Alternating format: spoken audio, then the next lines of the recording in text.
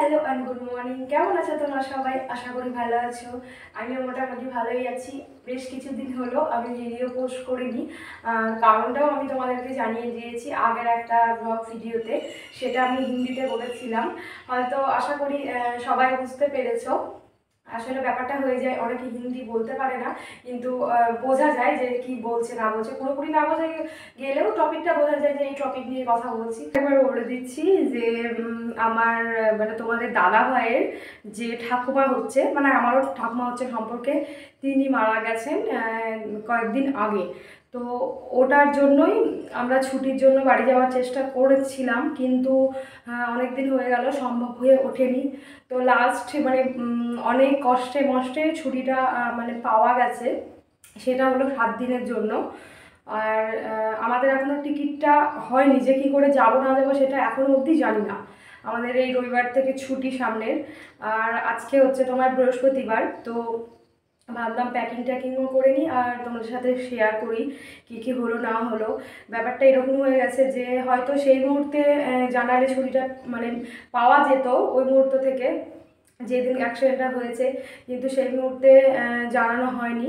তো সেজন্য ছুটিটার জন্য অনেকটা প্রবলেম হয়ে গেল।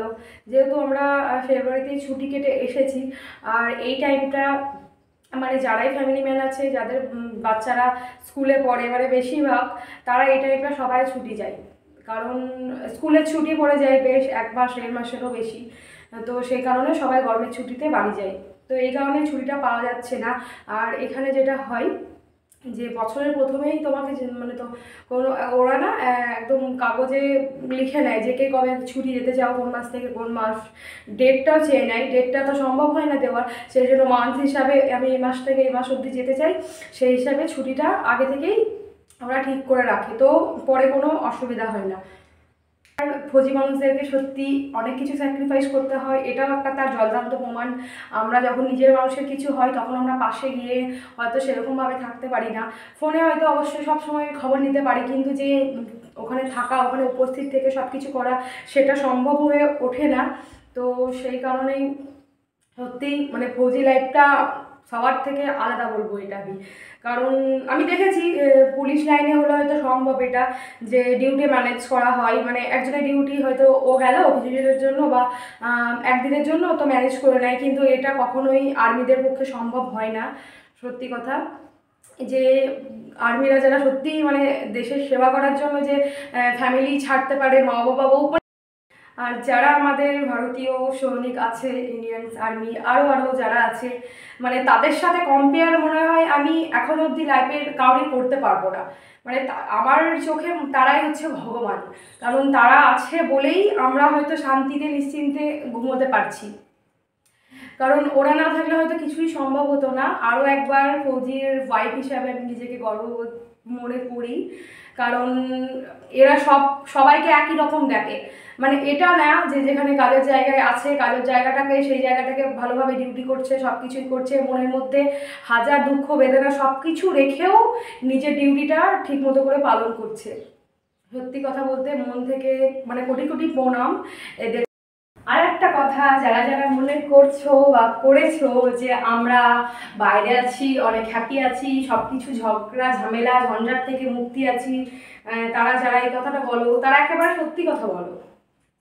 সত্যি কথা, আমাদের কোনো কষ্টও হয় না, আমাদের কোনো ব্যাপার না, আমরা বাড়ি ছেড়ে চলে আসলাম, আমরা নিজের মতো করে কাটাচ্ছি, এটা একদম সত্যি কথা তোমাদের মনে রাখার জন্য। চলো আমি এবার প্যাকিংটা করে নিই। আর যাবো তো মাত্র কয়েকটা দিন, মানে 7 দিনের জন্য হচ্ছে। এবার যাওয়া আসাতে মোটামুটি 4 দিন লেগে যাবে। মাঝখানে হয়তো 3টে থেকে 4টে দিন পাবো সানডে মিলে। তো ওই কয়েকটা দিনের জন্য জামা কাপড়গুলো প্যাকিং করে নিই, তোমার সাথে শেয়ার করি।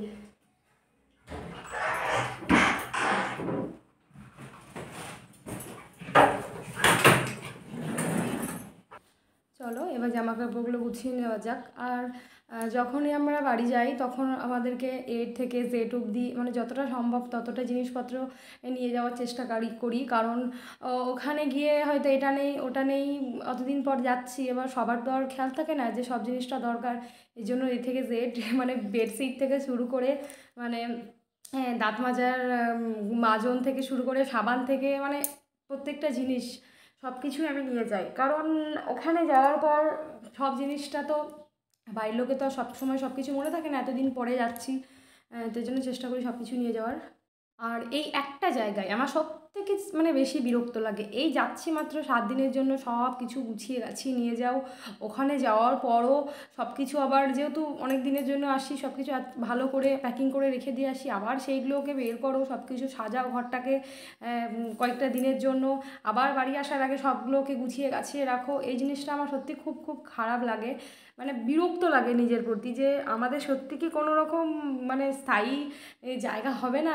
মনে একরাশ বিরক্ত নিয়েও চেষ্টা করি, মানে যদিনের জন্যই বাড়ি যায় না কেন, আমার মানে যা যা জিনিস আছে একটা বাড়ি সাজানোর দরকার, আমি প্রত্যেকটা জিনিসই মানে সাজিয়ে গুছিয়ে রাখি। আর এইবার তোমাদের সাথে শেয়ারও করব, চলো মানে এ থেকে জেড অবধি। আমি তো প্যাকিং শুধুমাত্র শেয়ার করলাম, এবার কবে যাচ্ছি, কিভাবে যাচ্ছি, আদৌ আমাদের টিকিট হলো কি না, বা জেনারেল কামরায় যেতে হবে, মানে এগুলো এখন কিচ্ছু জানি না। যেটাই হোক আমি তোমাদের সাথে সব কিছু চেষ্টা করব শেয়ার করার। সবথেকে একটা মানে গুরুত্বপূর্ণ ব্যাপার হচ্ছে মানে টিকিটটা যতক্ষণ অবধি না হচ্ছে ততক্ষণ অবধি মানে কোনো কিছু ঠিক নেই, কারণ আগে থেকে ঠিক করা হয়েছে যে তৎকাল টিকিট করব। তো স্টেশনে গিয়ে করলে মানে সকাল 5টা থেকে লাইন দাঁড়িয়ে করতে হবে, আর মোবাইল থেকেও করা যায়, কিন্তু মানে ভয় লাগছে, আমি নিজেও পারি মোবাইল থেকে করতে, কিন্তু মানে ভয় করছে যদি না পারি, ওই টাইমে যদি না পারি এরকম। আর সবথেকে একটা খারাপ ব্যাপার হচ্ছে যে এখানে সাপ্তাহিক ট্রেন, এখানে ডেইলি ট্রেন চলে না, আর নইলে তোমাকে কেটে কেটে যেতে হবে, মানে এখান থেকে কেটে কেটে যেতে হবে, মানে এখান থেকে ঝান্সি থেকে কানপুর অবধি, আবার কানপুর থেকে বর্ধমান অবধি, আবার বর্ধমান থেকে মল্লারপুর অবধি, মল্লারপুর থেকে গনপুর অবধি। তো মানে এগুলো ভাবলেই না মাথাটা খারাপ হয়ে যাচ্ছে। আর সাপ্তাহিক যে ট্রেনটা সেটা এখান থেকে একেবারে বর্ধমান অবধি, আর বর্ধমান থেকে চলো বাসও, বর্ধমান থেকে বাসটা না, ট্রেনে, লোকাল ট্রেনে এসে যাও, তারপর ওখান থেকে আধ ঘন্টা বাড়ির ব্যাপার, কোনো ব্যাপার না, মানে এটার জন্য একটা খুব চিন্তা হচ্ছে। আর মানে ভেবে কোলাতে পারছি না যে কী করে কি হবে। আর এই সকাল 5টা থেকে লাইন দিয়ে 10টার দিকে মানে টিকিটটা পাওয়া যায়, মানে এতক্ষণ যে গিয়ে ও লাইন দিয়ে টিকিটটা করবে সেটা টাইমও ওই মুহূর্তে পারছে না, মানে আমি এখনও অবধি বুঝতে পারছি না যে কী করে কি হবে। মানে যখনই ভাবছি টিকিটের কথা তখন না মাথাটা না একদম মানে খারাপ হয়ে যাচ্ছে, এরকম একটা ব্যাপার। আর একটা আমাদেরকে প্রপোজাল দিয়েছে যে আমাদের বিল্ডিংয়ে একটা ফ্যামিলি যাচ্ছে বাড়ি, ওদের নিজস্ব পার্সোনাল গাড়ি আছে, তো ওদের হচ্ছে কানপুর থেকে ওরা অল্প একটু যেতে হয়, তো ওরাও আমাদেরকে বলেছে যে তোমরা চাইলে আমাদের সাথে কানপুর অবধি যেতে পারো, আর কানপুর থেকে নইলে তারপর তোমরা কানপুর থেকে ট্রেন মানে ধরে নিতে পারো, এরকম একটা। তো আমরা ভেবে দেখলাম যে দেখি এখন কোন টিকিটটা আমি পাচ্ছি। আসলে এখান থেকে যে ডাইরেক্ট ট্রেনটা ওটা মন্ডেতে আছে, আর আমাদের ওখানে যেটা কামান ওটা হচ্ছে মঙ্গলবারে, তাহলে আমরা মঙ্গলবারে গিয়ে পৌঁছাবো। যে কী করে কি হবে এর জন্য চেষ্টা করছি এই শনি রবিবারের মধ্যে যাওয়ার। আর এরা তো রবিবারের দিনকে যাবে, তো রবিবারের দিনকে দেখি যদি কোনো ট্রেন পাওয়া যায় কানপুর থেকে, তো ওই ট্রেনেই আমরা যাব। এখন কোনো কিছু ঠিক করতে পারছি না, বা মানে ঠিক হচ্ছে না। যেটাই হোক না কেন আমি তোমাদের সাথে সব কিছু শেয়ার করবো। ভিডিওটা আমি এখানে শেষ করছি, সবাইকে টাটা, বাই বাই।